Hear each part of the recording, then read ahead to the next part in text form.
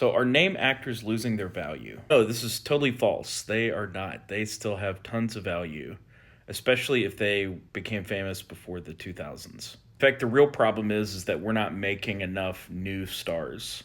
There aren't that many stars in their 20s, right? Some of the stars you think of as in their 20s are 30 or about to be 30. But I do agree that the decision makers are a little out of touch. I mean, we have kind of had this influx of cash into the film industry that has very much distorted the decision making process for getting a movie made.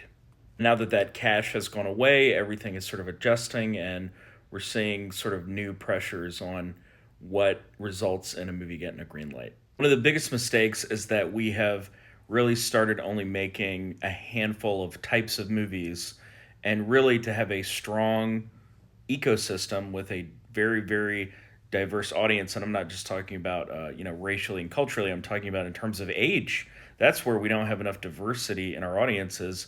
A lot of older people, a lot of parents just don't go to the movies anymore because we're not really making movies for them unless it's a giant, four quadrant Marvel movie or something. If you go back to the 90s and look at what was released theatrically, we released a wide range of types of movies theatrically. And yes, some overperformed, some underperformed, but by doing that, we kept the theater as a place where everyone wanted to go. And because we've stopped making sort of like, the so-called mid-budget movies for adults, like A Time to Kill and stuff, those that demographic of adults just doesn't really come to the theater anymore.